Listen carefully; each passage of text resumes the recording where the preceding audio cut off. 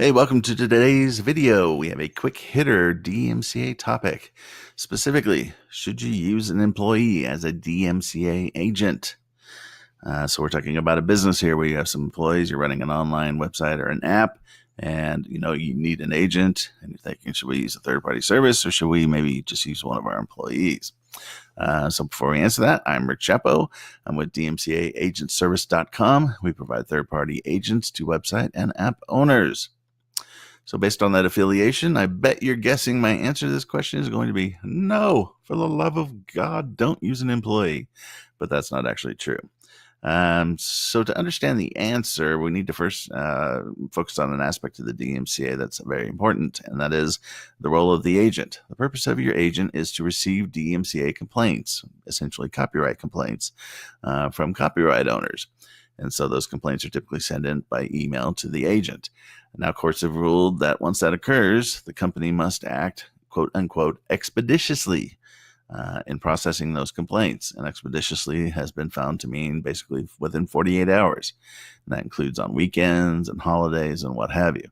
Now, if you're getting millions of complaints like Google or something like that, that figure can stretch out. But for most companies, we're talking 48 hours. So why is that important? Well, if you designate an employee as your agent, the one problem that we have seen is employees leave. They leave your company. Maybe you fire them. Maybe they take off for a better job. Maybe their spouse is in the military and they're transferred across the country or something of that sort. If you run a business, I'm sure you know all the different ways that employees can leave. Now, if they leave and people don't realize that they're also the agent for the company, a DMCA complaint is going to come in and it's not going to be processed expeditiously. You might, for instance, cancel their email account. And if you do that and a copyright owner tries to send in a complaint and that complaint bounces back to them as undeliverable, that's going to be a bad day for you because essentially you've waived the protections of the DMCA immunity. Now, maybe you decide to keep the email open and you have it forwarded to somebody else in the company, or somebody else in the company is responsible for looking at it every couple of weeks. Well, again, you're not acting expeditiously and you run the risk of losing the immunity. So that's not a great situation. Now, if you have an employee who has this duty in addition to all their other duties, and they're receiving 4 or 5 complaints a week, so let's say you run a social media site online or something of that sort that's going to generate that number of DMCA complaints.